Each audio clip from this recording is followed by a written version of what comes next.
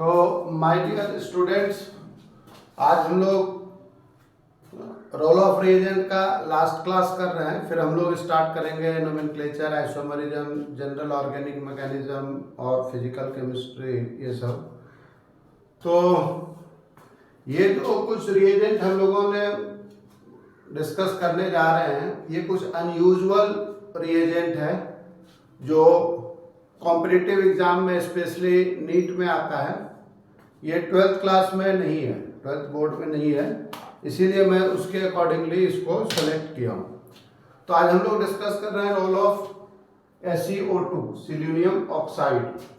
तो सिल्यूनियम ऑक्साइड क्या है? Selenium oxide SiO2 is an important oxidising agent.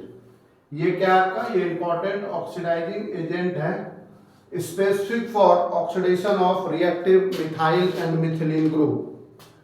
आपको पता है मिथिलीन ग्रुप कहते हैं हम लोग CS2 को, और मिथाइल ग्रुप होता है CS3। तो जो रिएक्टिव मिथिलीन या मिथाइल ग्रुप है, जैसे यहाँ CHO है, तो इससे डायरेक्ट ये अटैच है क्या? CS3। तो CS3 जो है वो कन्वर्ट हो जाएगा CHO में, तो ये प्रोडक्ट बन गया आपका CHO। उसी तरह ये एसीटोन है। एसीटोन में ये C डबल बॉन्ड के एडजेसेंट पोजीशन पे CS3 है, तो ये CS3 जो है वो CHO में चेंज हो जाएगा। इसका काम क्या होता है? CS3 ग्रुप को CHO में चेंज कर देता है। ये हम लोग रोल ऑफ SiO2 डिस्कस कर रहे हैं। SiO2 acts as strong oxidising agent. अब जैसे यहाँ C डबल बॉन्ड O है, तो इसके एडजेसेंट पोजीशन पे ये CS3 है और इसके एडजेसेंट पोजीशन पे CS2 है। तो ये जो CS2 है इसको ये चेंज करता है CS3, CS2, C double bond O, और ये तो C डबल बॉन्ड O है ही, और इसके एडजेसेंट पोजीशन पे CS3 है। तो जब ये CS3 को ऑक्सीडाइज करेगा, ये CS3, CS2, CS2, CO, और ये जो CS3 ग्रुप है ये वाला, वो चेंज हो जाएगा CHO में। तो इस तरह से क्या होता है? इसका काम है ऑक्सीडेशन का। जैसा कि आप देख रहे हो कि ये जो कंपाउंड है ये एसिटोफिनोन है। एसिटोफिनोन कॉमन नेम है। तो इसका जब ऑक्सीडेशन होगा SiO2 के प्रेजेंस में, ये सारे ऑक्सीडेशन SiO2 के प्रेजेंस में कर रहे हैं हम लोग। ये काफी इंपॉर्टेंट, आपके नीट के लिए काफी इंपॉर्टेंट है ये। तो ये CO और ये CHO में चेंज हो जाएगा। उसके बाद नेक्स्ट आप देख रहे हो कि ये जो CS2 है ये CO में चेंज हो जाएगा, और ये ग्रुप एज इट इज अपने जगह पे अटैच है। So that is CS3 COO C2H5, दो बार इसको लिख सकते हो आप ऐसे। अब जैसे यहाँ है CS3 CS2 CO CS3, यहाँ भी C डबल बॉन्ड O जो ये मिथिलीन ग्रुप है, तो ये कन्वर्ट हो जाएगा CS3 CO CO CS3, और दूसरा जो है वो है CS3 CS2 CO CHO।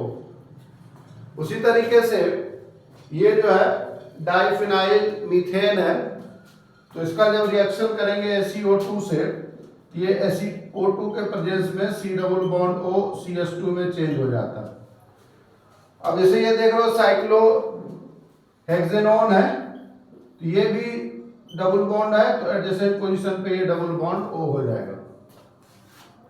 तो ये जो रिएजेंट है, ये जो ऑक्सीडाइजिंग एजेंट है SiO2, ये रिएक्टिव मिथिलीन और मिथाइल ग्रुप को, इसके सारे एस्पेक्ट को, जो इसका रिएक्टिव मिथिलीन और मिथाइल ग्रुप है, उसके बाद फिर और कुछ हम लोग इसका जो है वो ऑक्सीडेशन देखते हैं कि SiO2 और क्या क्या ऑक्सीडाइज करता है। उसके बाद जो है SiO2 का जो दूसरा काम होता है, ये कहलाता है एलाइलिक हाइड्रोक्सिलेशन एंड ऑक्सीडेशन। तो एलाइलिक हाइड्रोक्सिलेशन एंड ऑक्सीडेशन में क्या होता है कि ये जो ग्रुप है, ये C डबल बॉन्ड O जो है ये इसका, तो ये ग्रुप चेंज हो जाएगा और ये आपका प्रोडक्ट बनाएगा। इसमें जो प्रोडक्ट का फॉर्मेशन होता है ये हाइड्रोक्सिलेशन है। तो हाइड्रोक्सिलेशन का मतलब है कि ये CS3 CH डबल बॉन्ड, ये CS3 और ये CS2 OH में चेंज हो जाता है। ये हाइड्रोक्सिलेशन का मतलब होता है एडिशन ऑफ OH, मतलब ये जो CH3 ग्रुप है ये CH2OH में चेंज हो गया। तो ये अलग अलग जगह पे अलग अलग फंक्शन करता है। तो आपके एग्जाम में जो है चॉइस में ये दिया हुआ रहेगा, तो उसके अकॉर्डिंगली हम लोग को प्रोडक्ट को चूज करना है, उसको आइडेंटिफाई करना है। जैसे इसके पहले जो हम लोगों ने लिया था उसमें एल्डिहाइड या कीटोन ग्रुप होता था, और उसके अकॉर्डिंगली जो उसमें मिथिलीन ग्रुप या मिथाइल ग्रुप होता था उसमें उसका ऑक्सीडेशन होता था। दूसरा जो है इसमें इसका हाइड्रोक्सिलेशन हो रहा है। अब जैसे यहाँ ये कंपाउंड है SeO2 के साथ इसका हम लोग रिएक्शन कर रहे हैं, तो इसमें क्या होगा कि ये जो CH3CH डबल बॉन्ड CH है, तो ये इसमें ये CH2 ये CH3 है, ये ग्रुप यहाँ OH आ जाएगा। तो इस तरीके से इसमें जो है इसका हाइड्रोक्सिलेशन होता है, और ये हाइड्रोक्सिलेशन जो है वो आपको इस तरीके से प्रोडक्ट का फॉर्मेशन करेगा। और ये जैसे C डबल बॉन्ड C है, तो C डबल बॉन्ड C से जो कार्बन अटैच है ये CH3 चेंज हुआ, और यहाँ ये CH2 ग्रुप है। तो इसमें इसके साथ साथ ये CH3CH double bond C CH3CHOH CH3 का फॉर्मेशन होगा, ये दोनों प्रोडक्ट बनता है इसमें। इसलिए ये चीज ध्यान में रखना है कि अब जैसे मल्टीपल चॉइस में मोर देन वन चॉइस है, अब उसमें यदि ये दोनों चॉइस है तो ये दोनों आंसर हो जाएगा।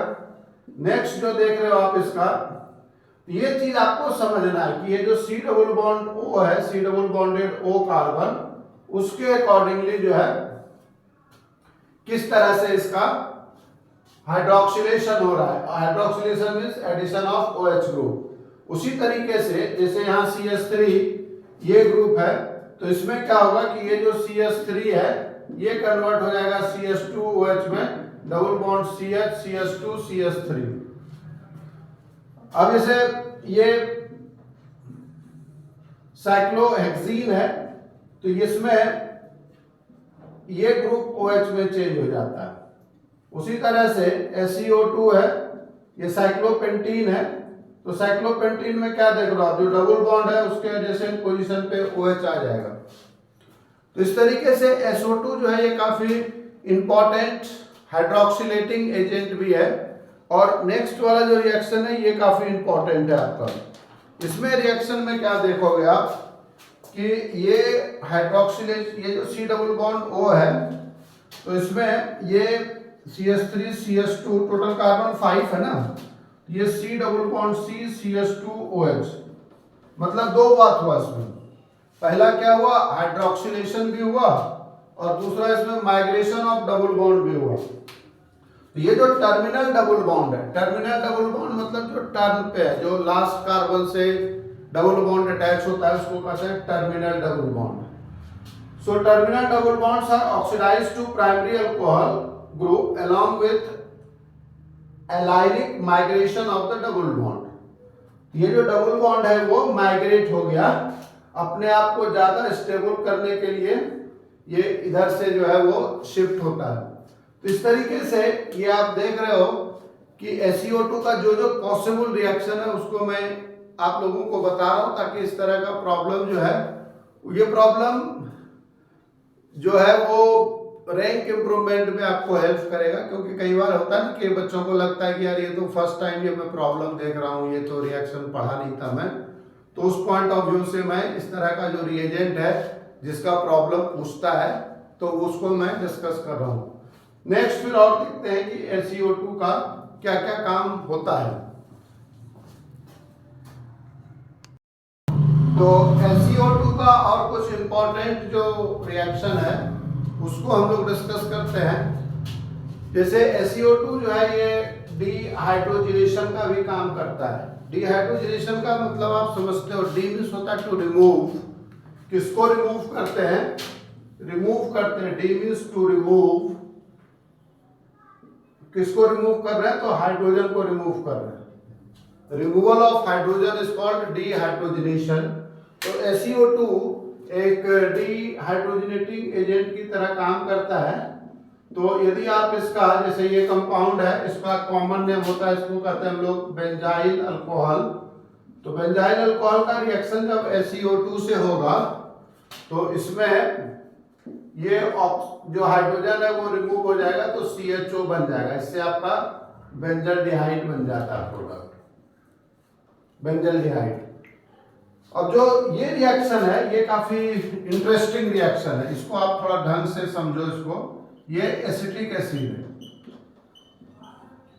तो एसिटिक एसिड में जब SiO2 डालते हैं तो एसिटिक एसिड देखो इसमें ये दो मॉलिक्यूल एसिटिक एसिड का CH3COH का दो मॉलिक्यूल कंबाइन होता है और एक हाइड्रोजन इससे और एक हाइड्रोजन इससे रिमूव होता है और दोनों जो है एक साथ ये प्रोडक्ट बना देगा सक्सेनिक एसिड।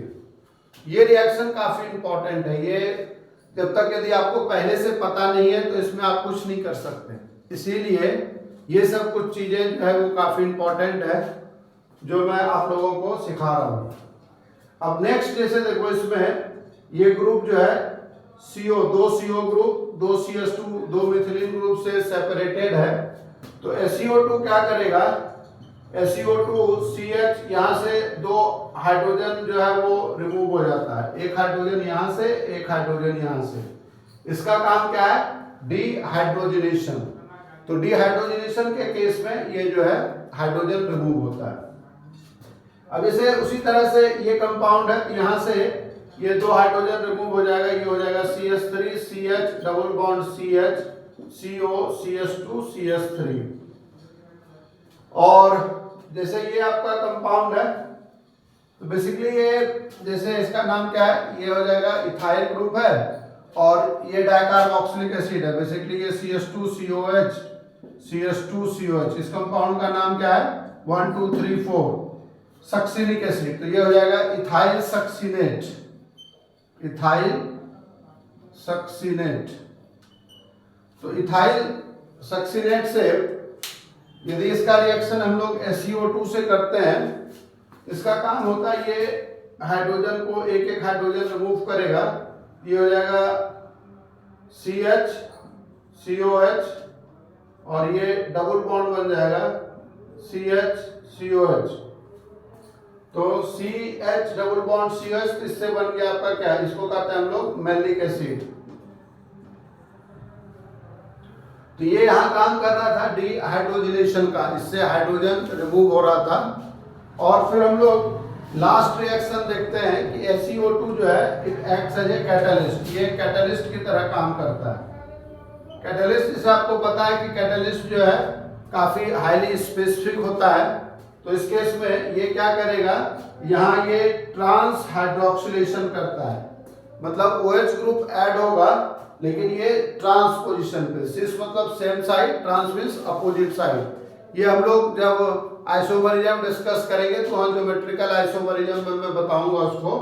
तो यहाँ देखो ये जो H है ये COH और ये COH और इसमें ये एक पाई बॉन्ड ब्रेक होता है, दो सिग्मा बॉन्ड बनता है, दो OH ग्रुप जो है वो अटैच होगा। ये कंपाउंड कहलाता है मेसो टार्टरिक एसिड।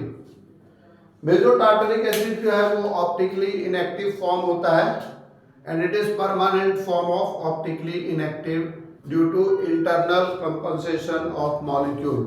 क्योंकि ये मैं बताऊंगा आप लोगों को ऑप्टिकल आइसोमरिज्म में कि इसमें क्या होता है कि upper half is the mirror image of lower half, so they cancel the optical activity and it is permanently optically inactive form and it cannot be separated into optically active form। तो next जो reagent है SiO2 का role पूरा हो गया। उसके बाद जो रिएजेंट है हम लोग का वो नेक्स्ट रिएजेंट हम लोग डिस्कस करेंगे role of dry HCl। Dry HCl का क्या काम है, जैसा कि हम लोगों ने फर्स्ट लेक्चर में अपना एक तैयार किया है कि किस तरीके से कोर्स को सिलेबस को कंप्लीट करना है हम लोगों को। तो इसमें देखो नीट के लिए जैसे मुझे लगता है सर ये आपका 15 रिएजेंट है role of dry HCl। Dry HCl जो है वो काफी इंपॉर्टेंट स्पेसिफिक रिएजेंट है इसमें मोस्टली जो है वो दो रिएक्शंस जो है आपके काम आएगा। पहला क्या है कि ड्राई HCl का क्या काम होता है। तो ड्राई HCl का जब रिएक्शन हम लोग करते हैं तो dry HCl aldehyde ketone chapter में आपने पढ़ा है 12th क्लास में, और इसमें एल्डिहाइड का रिएक्शन जब प्राइमरी अल्कोहल के साथ होता है, इसमें लिखोगे आप कि when primary alcohol reacts with aldehyde group, when primary alcohol reacts with aldehyde group, it forms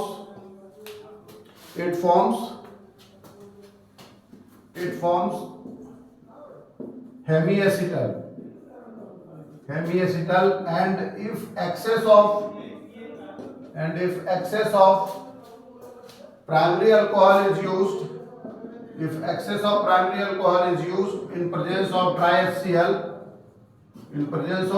HCl, it forms acetal, ये एसिटल का फॉर्मेशन करता है।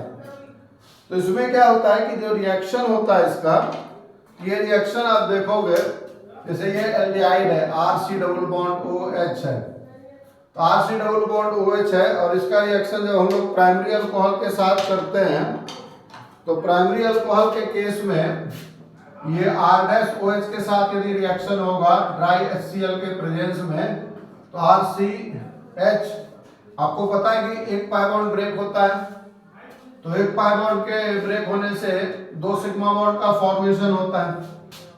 जिस दो एटम के बीच पाई बॉन्ड था उसी दो एटम के बीच सिग्मा बॉन्ड बनेगा, तो O के साथ ये H और ये पूरा माइनस है, तो OH और ये OR- बन जाएगा, इसको कहते हैं हम लोग हेमी एसिटल।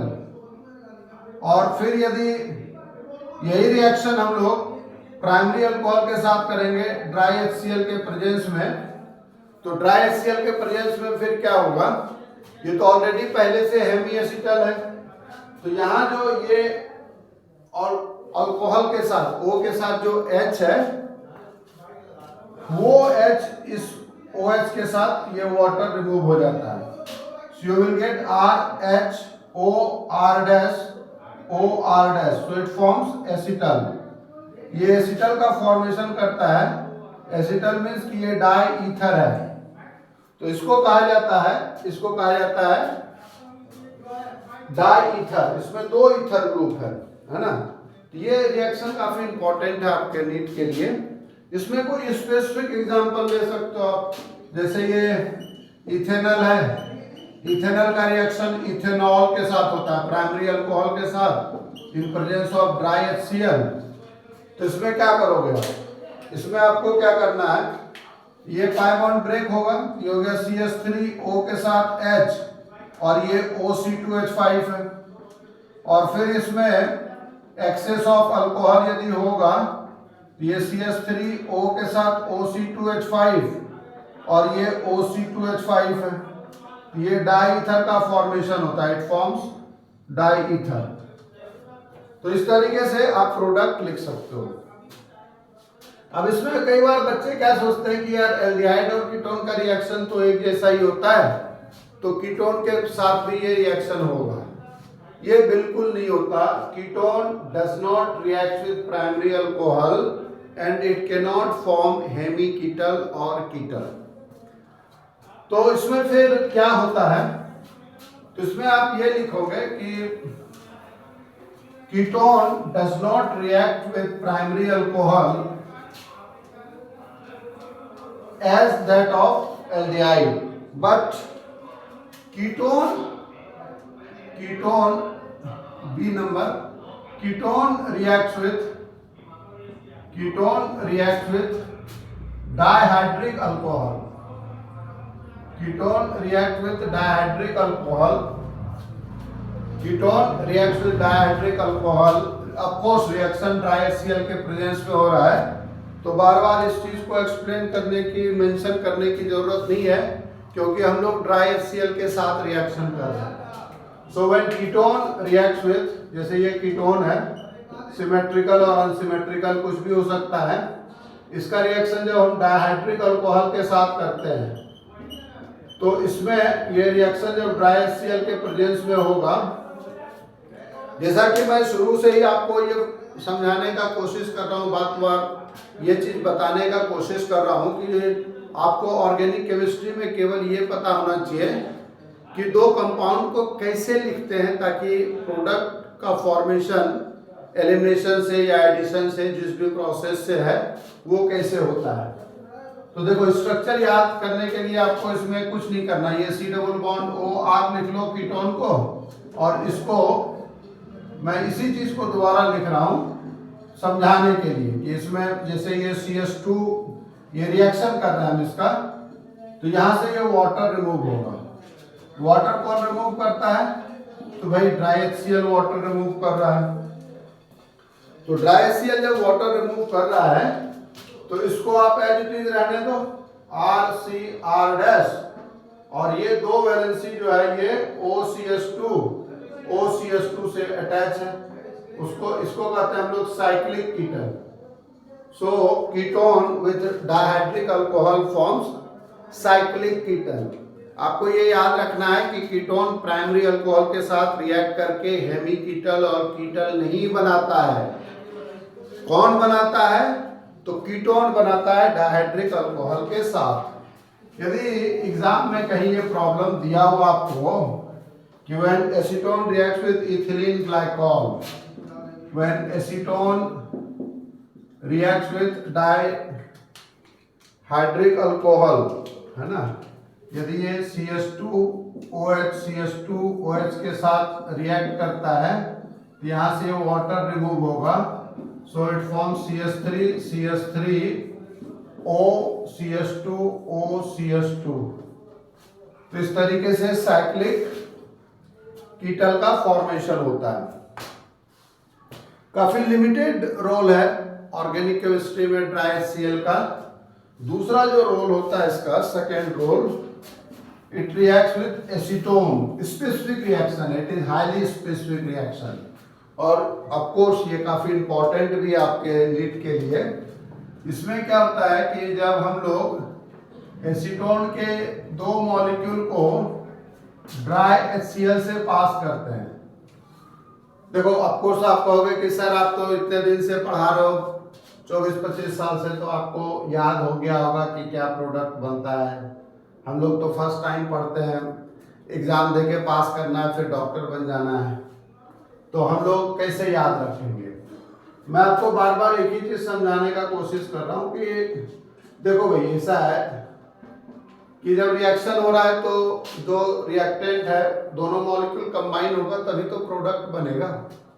तो ऑफ कोर्स यदि दो कंबाइन हो रहा है तो इसमें ये जो मॉलिक्यूल है एसीटोन का, वो आप ऐसे लिख लो CH3 C double bond O CH3। यहाँ से क्या होता है, यहाँ से ये वाटर मॉलिक्यूल रिमूव होता है इससे। ये प्रोडक्ट हम लोग लिख सकते हैं इसको CH3 double bond CH C double bond O CH3। तो इसको हम लोग कहते हैं मेसिटाइल ऑक्साइड, इसका कॉमन नेम है, it is called mesityl oxide. Reaction को याद नहीं करना आपको केवल ये याद रखना है कि एसीटोन का जब दो मॉलिक्यूल ड्राई HCl के साथ वाटर रिमूव करता है। कई बार बच्चे क्लासरूम में हमसे पूछता है सर इतना रिएक्शन कैसे याद रखेंगे। ऑफ कोर्स ये बहुत ही जेन्युइन प्रॉब्लम है, जेन्युइन क्वेश्चन है। आपको रिएक्शन याद नहीं रखना है, कोई भी रिएक्शन है तो आपको ये देखना है कि उसका रिएजेंट क्या है और उस रिएजेंट का क्या फंक्शन होता है, क्या काम होता है। रिएक्शन जब आप याद रखना शुरू करोगे then organic chemistry becomes too lengthy, too difficult, too tough इस सेंस में कि भाई कैसे याद रखेंगे, कितना चीज हम रिटेन कर सकते हैं। इसीलिए सबसे पहला चीज ये देखना है कि जो रिएजेंट है उसका काम क्या है। यहाँ ड्राई HCl है तो ये बना देगा मेसिटाइल ऑक्साइड। जैसे मैंने बताया कि ये काफी हाईली स्पेसिफिक रिएक्शंस है, लिमिटेड इसके 2-3 रिएक्शंस पूरे ऑर्गेनिक केमिस्ट्री में हैं, और ये काफी इंपॉर्टेंट है। नीट में कई बार इसको रिपीट करके जब दो मॉलिक्यूल बनता है तो मेसिटाइल ऑक्साइड बनेगा, और क्वेश्चन में जब रहेगा कि excess of acetone is used. Excess का मतलब होता है कि इसमें फिर आपको 3 मॉलिक्यूल यूज करना है। तो जब 3 मॉलिक्यूल यूज होगा तब ये प्रोडक्ट क्या बनता है? तो 3 मॉलिक्यूल जब यूज होता है तब ये प्रोडक्ट बनता है फोरोन। फोरोन, कई बार तो इसका आईपैड नेम भी पूछ लिया है नीट में। तो इसमें फोरोन बनता है। तो आपको देखो, कोई भी रिएक्शन, ऑर्गेनिक रिएक्शन होता है तो स्टेप वाइज होता है। पहले 2 रिएक्टेंट मिला, तो अभी जैसे हम लोगों ने देखा कि भाई ये एसीटोन है, 2 मॉलिक्यूल ले लो आप इसका, तो 2 मॉलिक्यूल को ऐसे लिख लिए, तो 2 मॉलिक्यूल ऐसे लिख लिए, तो ये वाटर रिमूव हो गया, ये हो गया CH3 CH3 double bond CH C double bond O CH3। अब जब 2 मॉलिक्यूल रिएक्ट किया है तभी तो तीसरा मॉलिक्यूल रिएक्ट करेगा ना। तो तीसरा मॉलिक्यूल रिएक्ट करेगा तो देखो, अब जैसा ये तो इतना तो आप लोग को अभी पता ही है कि भाई ये पाई बॉन्ड है, पाई बॉन्ड में डबल बॉन्ड कैरेक्टर है, ये इससे जो एटम अटैच है वो पाई बॉन्ड कैरेक्टर से स्टेबलाइज है, ये C डबल बॉन्ड O है। तो ये सब, ये ऑक्सीजन तो हट नहीं सकता। क्यों नहीं हट सकता? क्योंकि इसके साथ जो कार्बन अटैच है वो भी डबल बॉन्ड से अटैच है। तो जो तीसरा मॉलिक्यूल हम लोग यूज करेंगे, तो तीसरा मॉलिक्यूल का जो एसीटोन है इसका ऑक्सीजन हटेगा। तो अब यही तो ट्रिक्स है ऑर्गेनिक केमिस्ट्री का। पूरा खेला तो इसी पे डिपेंड करता है कि कैसे हम लोग बॉन्ड को निकालते हैं। यहां से वाटर रिमूव होगा, तो वाटर रिमूव होने के बाद यहाँ क्या करोगे आप, इसके स्ट्रक्चर को एज इट इज लिख दो। ये CH3 double bond CH C double bond O, और ये बच गया क्या आपका CH, और ये डबल बॉन्ड आ गया CH3। तो अभी ये स्ट्रक्चर आपको काफी बड़ा लगता होगा। इसमें बच्चे बोलते हैं कि सर कैसे याद रखूंगा, स्टूडेंट बोलता है कि सर इसमें स्ट्रक्चर याद रखना डिफिकल्ट होता है। देखो इसमें जैसे थोड़ा बड़ा स्ट्रक्चर भी है, तो इसको एक टेक्निक बनाते हैं हम लोग, ट्रिक्स बताते हैं कि कैसे रिएक्शन को याद रखना है, मतलब प्रोडक्ट को।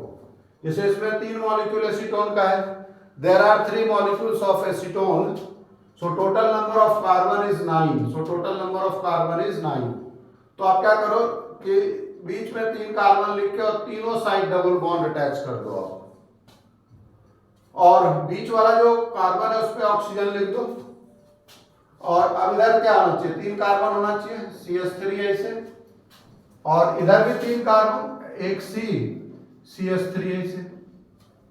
यही स्ट्रक्चर, इसी चीज को यहां मैंने स्टेप वाइज बताया कैसे होता है, और यहां आपको डायरेक्ट जो है बता दिया कि भाई 9 कार्बन है, तो 3 कार्बन बीच में लिख के और तीनों कार्बन से डबल बॉन्ड अटैच कर देंगे।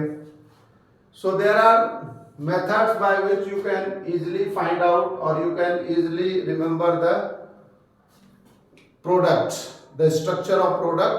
Accordingly, you will find out the one of the choice which will be given in your NEET exam, and accordingly you have to find out the correct answer. देखो इसमें क्या होता है कि कई बार कुछ स्टूडेंट या कुछ पेरेंट्स बोलते हैं कि भाई आप इंग्लिश में लेक्चर दिया करो सर। देखो मुझे जहां तक समझ में आता है कि जो पूरा अपना मतलब पूरा जो बेल्ट है अपना इंडिया का, जहाँ हिंदी स्पीकिंग है, बच्चे यदि इंग्लिश में भी कॉन्वेंट स्कूल में भी पढ़ रहा है throughout from nursery to class 12, medium is English, but they can easily understand Hindi समझ सकता है। और जहाँ भी हम लोग लिखते हैं तो ये पूरा जो है that is written in English, क्योंकि जो केमिस्ट्री है ये तो यूनिवर्सल सब्जेक्ट है, मतलब पूरे वर्ल्ड में केमिस्ट्री का लैंग्वेज एक ही है। तो मैं इंग्लिश मीडियम में अभी नहीं बना सकता, बाद में देखेंगे जब चीज़ें इम्प्रूव होगी तो थ्रू आउट इंग्लिश मीडियम में ही लेक्चर मैं प्रोवाइड करूंगा आपको, उसमें एक भी वर्ड हिंदी नहीं यूज़ करेंगे। लेकिन अभी ये पर्पस है कि मैं जैसे एक्सप्लेनेशन करता हूँ, एक्सप्लेन करता हूँ हिंदी में, और हर एक चीज everything is written in English. तो हिंदी मीडियम के बच्चे भी बड़े आराम से इसको फॉलो कर सकते हैं, और इंग्लिश मीडियम के भी बच्चे कर सकते हैं। तो इस चीज़ों को आप लोगों को ध्यान में रखना है। मेन चीज़ आप इस पर फोकस करो कि कंटेंट जो है वो मैं पूरा दे रहा हूँ आपको नीट के लिए। आपको कहीं किसी दूसरे वीडियो पे, किसी दूसरे चैनल पे जाने की जरूरत नहीं होगी, so for chemistry is concern. तो फिर हम लोग नेक्स्ट रोल जो है वो डिस्कस करते हैं। रोल ऑफ ड्राई HCl आपका कंप्लीट हो गया, तो नेक्स्ट जो है उसको हम लोग डिस्कस करते हैं फिर। तो देखो माय डियर स्टूडेंट्स, अब हम लोग डिस्कस करते हैं रोल ऑफ HiO4। तो जैसा कि जो 90% जिस रिएजेंट का आने का चांस होता है, जो ज़्यादा आता है, वो हम लोग काफ़ी डिटेल में डिस्कस कर चुके हैं। उसमें बहुत स्टूडेंट का ये भी कमेंट्स आया था कि सर आप बहुत धीरे धीरे पढ़ा रहे हो, हमें बहुत जल्दी सिलेबस कंप्लीट करना है। तो ये HiO4 जो है, अब जैसे हम लोग ये सब कुछ रेयर रिएजेंट है जो 12th क्लास के बोर्ड में आप नहीं देखते हो, लेकिन कंपटीशन में आता है। इसलिए मैंने क्या किया है कि ये जो है रोल ऑफ HiO4 का जितना भी रिएक्शन है उसको मैंने एक जगह लिख दिया है, ताकि आप इसको आसानी से समझ सकते हो। तो जब ये HiO4 के साथ रिएक्शन होगा, तो ये जो ग्रुप है देखो आप इसमें RCHOH जो है ये चेंज हो गया किसमें, RCHO में, एल्डिहाइड में, और ये चेंज हो गया फॉर्मल्डिहाइड में। यहां से ये बॉन्ड जो है ब्रेक हो रहा है। ये RCHO हो गया, ये R' है तो R'CHO हो गया, एल्डिहाइड हो गया। उसी तरह ये सेकेंडरी अल्कोहल है, तो यहां से ये क्लीवेज हुआ, ये कीटोन बन गया और ये एल्डिहाइड बन गया। उसी तरीके से यहाँ देखो आप बीच में जो है, यहाँ से ये बॉन्ड क्लीवेज हुआ, ये जो CHOH है तो ये HCOH में कन्वर्ट हो गया, और ये आपका एल्डिहाइड, ये एल्डिहाइड हो गया। इसमें रिएक्शन नहीं होता। जब CH2 से ये सेपरेटेड होगा ग्रुप, ये चीज ध्यान में रखना है। HiO4 जो होता है, HiO4 इसके साथ रिएक्शन नहीं करता, ये इसको ऑक्सीडाइज नहीं करेगा। जब ये प्राइमरी अमीन होता है तो उस केस में भी ये ऑक्सीडाइज हो जाएगा, एल्डिहाइड बन जाएगा, और जो NH2 है वो NH3 में चेंज हो जाता है। अब जैसे ये क्या है, COCHOH, ये कीटोन ग्रुप है, यहां से ये बॉन्ड ब्रेक होता है, ये बन गया एसिड और ये एल्डिहाइड। तो इस तरीके से आपको ये देखना है, ये बॉन्ड कहां से ब्रेक होगा, ये बॉन्ड यहां से ब्रेक हुआ, ये वाला पार्ट, ये बन गया HCHO, और ये जो है वो COH में कन्वर्ट हो गया। इसमें देखो आप दो CO ग्रुप है, दो CO ग्रुप है, ये बॉन्ड यहां से ब्रेक होगा, ये बॉन्ड यहां से ब्रेक हुआ तो दो मॉलिक्यूल एसिड का बन गया। और जैसे अब कोई रिएक्शन यदि यहाँ है, जैसे ग्लूकोज है, ये इंपॉर्टेंट रिएक्शन है क्योंकि बायोमोलिक्यूल में ये रिएक्शन है HiO4 का। तो इसीलिए इसमें क्या करना है आपको कि जो बायोमोलिक्यूल में ग्लूकोज मॉलिक्यूल है, तो ग्लूकोज में एल्डिहाइड ग्रुप है, एक प्राइमरी अल्कोहल है, 4 जो है उसमें सेकेंडरी अल्कोहल ग्रुप होता है। ये प्राइमरी अल्कोहल है, ये सेकेंडरी अल्कोहल है, ये एल्डिहाइड ग्रुप है। तो जो प्राइमरी अल्कोहल है that is converted into aldehyde, और ये एल्डिहाइड और secondary alcohol is converted into acid. ये हमारा रोल ऑफ HiO4 हो गया। और नेक्स्ट जो है, जो दूसरा रिएजेंट है उसको भी हम लोग डिस्कस कर लेते हैं। अब जो जैसा मुझे शायद याद आ रहा है कि H2O2 और OSO4 दो रिएजेंट और बचा हुआ, तो उसको इसी लेक्चर में हम लोग कंप्लीट कर लेते हैं, क्योंकि अब हम लोग को थोड़ा नेक्स्ट टॉपिक जो है ये काफी elaborately we have discuss role of reagent in organic chemistry. अब हम लोग को मैकेनिज्म की तरफ भी बढ़ना है, फिजिकल केमिस्ट्री की तरफ भी बढ़ना है। तो क्योंकि इसको क्लासरूम की तरह हर एक टॉपिक को, हर एक पॉइंट को मैं आपके साथ डिस्कस कर रहा हूँ ना, तो इसीलिए कुछ कुछ जो पार्ट जो स्पेशली मतलब जो चांस 5% आने का होता है उसको मैं इस तरीके से डिस्कस कर दे रहा हूँ, ताकि आपको सारा चीज का आइडिया रहे और सारा कंटेंट आपके पास रहे, आप प्रैक्टिस कर सको। तो नेक्स्ट हम लोग डिस्कस करते हैं इसमें रोल ऑफ H2O2। H2O2 का क्या फंक्शन है? H2O2 भी इंपॉर्टेंट, कंपटीशन के लिए इंपॉर्टेंट रिएजेंट है, तो इसको हम लोग डिस्कस करते हैं। Role of H2O2। H2O2 का फंक्शन जो है वो ऑर्गेनिक केमिस्ट्री में काफी इंपॉर्टेंट है। कभी कभी अनएक्सपेक्टेड प्रोडक्ट का फॉर्मेशन इसमें होता है। तो ये जो हमारा रोल ऑफ H2O2 है, ये हमारा 15th रिएजेंट है। तो ये क्या करता है, ये कैटलिस्ट की तरह काम करता है। जब आप किसी एल्काइल हैलाइड का रिएक्शन करोगे H2O2 के साथ, तो ये एल्काइल पेरोक्साइड बना देगा। ये जो है पेरोक्साइड बॉन्ड का फॉर्मेशन होता है। और जब ये डबल बॉन्डेड कार्बन के साथ अटैच होगा तो यहाँ ये बॉन्ड ब्रेक हो जाता है और इसमें जो है ये पेरोक्साइड का फॉर्मेशन होता है। पेरोक्साइड बॉन्ड किसको कहते हैं, आपको पता है कि जब ऑक्सीजन ऑक्सीजन के बीच सिंगल बॉन्ड होता है तो this single bond between the two oxygen atom is called peroxide bond. And peroxide bond is highly reactive in nature. क्यों? क्योंकि दो ऑक्सीजन क्या है, इलेक्ट्रोनेगेटिव है, दोनों की इलेक्ट्रोनेगेटिविटी हाई है। तो इलेक्ट्रोनेगेटिव एलिमेंट होने के चलते दो ऑक्सीजन के बीच यदि सिंगल बॉन्ड है तो वो बॉन्ड क्या करेगा, एक दूसरे को रिपेल करेगा और वो जो ऑक्सीजन ऑक्सीजन के बीच सिंगल बॉन्ड है वो ब्रेक होता है। अब जैसे एसिटिक एसिड का रिएक्शन जब करते हैं हम लोग, तो एसिटिक एसिड के साथ ये पर एसिटिक एसिड बनाता है और पर एसिटिक एसिड बहुत जगह जो है ऑक्सीडाइजिंग एजेंट की तरह इंपॉर्टेंट रिएजेंट है, ये काम होता है। अब इसे एल्कीन का रिएक्शन यदि हम लोग H2O2 के साथ करते हैं, व्हेन एल्कीन, ये क्या हो रहा है, ये एल्कीन का रिएक्शन हो रहा है H2O2 के साथ। तो एल्कीन जब H2O2 के साथ रिएक्ट करता है तो इसमें ट्रांस एडिशन होता है, ट्रांस हाइड्रोक्सिलेशन, क्योंकि ये कैटलिस्ट की तरह काम करता है और ऑक्सीडाइजिंग एजेंट भी है ये। उसका नेक्स्ट जो रिएक्शन देख रहे हैं, ये रिएक्शन काफी इंपॉर्टेंट है। इसमें बेंजीन से डायरेक्ट फिनॉल बनता है। तो बेंजीन का रिएक्शन जब H2O2 के साथ करेंगे तो इसमें इसका reaction, of course the reaction is completed in presence of ferrous salt. Ferrous salt के प्रेजेंस में रिएक्शन होता है तो बेंजीन जो है आपका, ये जो बेंजीन है, बेंजीन कन्वर्ट हो जाता है फिनॉल में। Benzene is converted into phenol.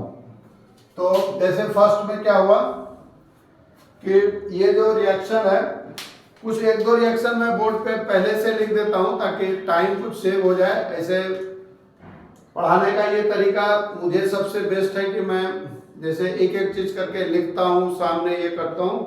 लेकिन ये थोड़ा फास्ट हम लोग इसलिए कर रहे हैं, एक दो रिएक्शन को इसलिए करेंगे हम लोग क्योंकि ये सब रेयर एग्जाम में पूछता है, तो इसलिए हम लोग को दोनों चीज को बैलेंस करके चलना है।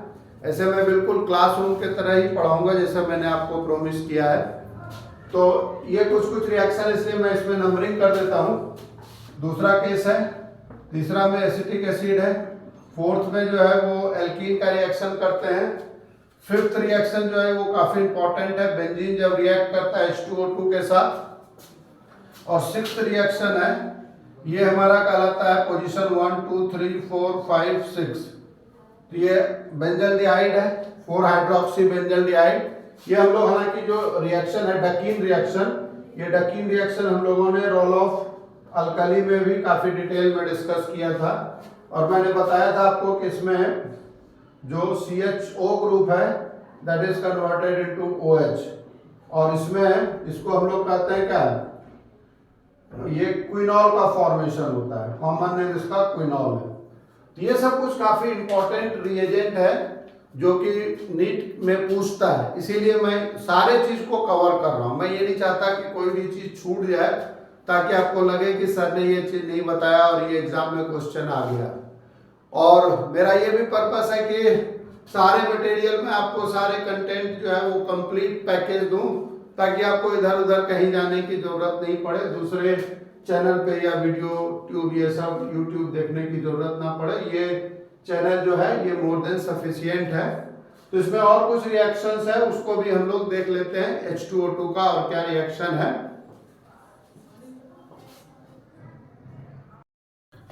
तो नेक्स्ट जो रोल है H2O2 का, तो H2O2 क्या करता है, ये ऑक्सीडाइजिंग एजेंट की तरह काम करता है। और H2O2 साइनाइड को, जैसे नाइट्राइल इसका सफिक्स नेम होता है, आईयूपैक नेम में यूज करते हैं, तो साइनाइड को ये चेंज कर देगा अमाइड में। Cyanide is converted into amide. तो पहला इसमें रिएक्शन लिखोगे, ये बी कैटेगरी में मैंने लिया है कि cyanide is converted into amide, और यदि ये बेंजीन रिंग के साथ अटैच है तो ये Cn group is converted into amide group. दूसरा है इसमें ऑक्सीडेशन ऑफ अमीन्स। तो आपको ये याद रखना है कि जो टर्शियरी अमीन होता है, टर्शियरी अमीन को H2O2 NO2 में नाइट्रो एल्केन में चेंज कर देता है, ये नाइट्रो ग्रुप में हो जाएगा, लेकिन प्राइमरी और सेकेंडरी अमीन को ये चेंज नहीं कर सकता है। तो प्राइमरी अमीन चेंज होगा किसमें, NHOH में, और सेकेंडरी अमीन ऑफकोर्स चेंज होगा NOH में। लेकिन जब ये एल्काइल ग्रुप, इसका लॉन्ग एल्काइल ग्रुप होता है, जब इसमें एल्काइल ग्रुप का लेंथ बड़ा होगा तो उस केस में ये जो प्राइमरी अमीन है, although it is primary amine but in presence of H2O2, H2O2 क्या करता है, इसको NO2 में चेंज कर देता है। जैसे NH2 है, एनिलीन है, रिंग के साथ यदि एनिलीन अटैच है ना,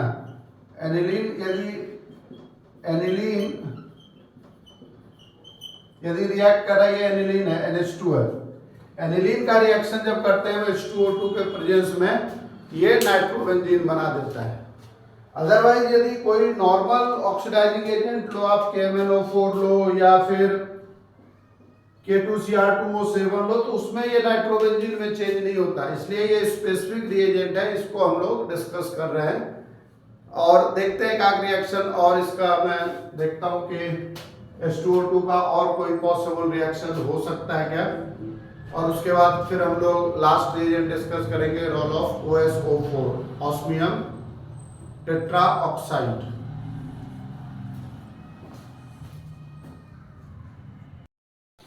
तो इसमें जो है क्लीवेज ऑफ अल्फा डाइकीटोन्स, तो इसमें क्या होता है कि जब ये डाइकीटोन ग्रुप है, दो कीटोन ग्रुप है, तो इसमें ये इसको ऑक्सीडाइज कर देता है, ये बॉन्ड को तोड़ देगा, ब्रेक कर देगा, दिस बॉन्ड इज डिसोसिएटेड, तो इसमें RCOH बन जाता है। यदि ये दोनों अल्काइल ग्रुप सेम है तो ये दो मॉलिक्यूल सेम एसिड का बनेगा, और यदि अल्काइल ग्रुप डिफरेंट है तो डिफरेंट बनेगा।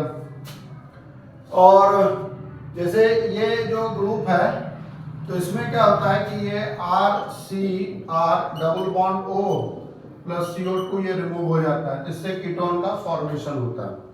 तो ये जो रिएजेंट था हम लोग का 15th नंबर नहीं, ये 16th नंबर था, और अब हम लास्ट रिएजेंट डिस्कस कर रहे हैं, that is 17th number reagent, और ये अपना क्या है, role of OSO4, osmium tetroxide. ये सब जैसे रैंकिंग के लिए काफी इंपॉर्टेंट है, क्योंकि ये एज यूजुअल रिएजेंट नहीं है, ये फ्रिक्वेंटली आपके नॉर्मल 12th क्लास के सिलेबस में नहीं है ये, तो इसको हम लोग नीट के लिए स्पेशली जो है काफी डिटेल में इलॉबरेटली इसको डिस्कस कर रहे हैं।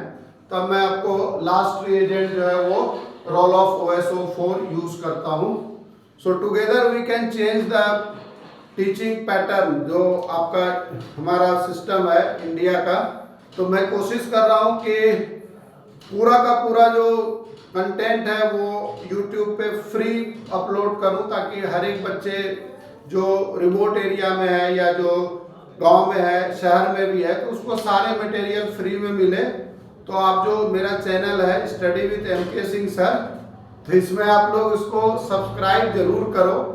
डेली मैं वीडियो नहीं डाल पा रहा हूँ, लेकिन एक दिन 2 दिन के बाद मैं डाल ही दे रहा हूँ, और मैं कोशिश कर रहा हूँ कि जितना मैक्सिमम से मैक्सिमम कंटेंट है वो आपके नीट के लिए मैं पूरा का पूरा सिलेबस जो है, ताकि केमिस्ट्री के लिए आपको इधर उधर कुछ करने की जरूरत ना पड़े। तो आप सब्सक्राइब जरूर करना, और अपने फ्रेंड्स को शेयर भी करो, और कमेंट दो आपको यदि लगता है, क्योंकि देखो कोई भी आदमी 100% तो परफेक्ट होता नहीं है, और टीचर क्या है, it is the continuous process of learning. तो मैं कोशिश कर रहा हूँ कि जितना मैंने सीखा है, जितना मैं अपने सारे स्टूडेंट को मैं ये सारी चीज़ अवेलेबल करा सकूँ, ताकि उसको कॉम्पिटिटिव एग्जाम को क्वालिफाई करने में अच्छा, बहुत अच्छा मार्क्स स्कोर करने में काफ़ी मदद मिले।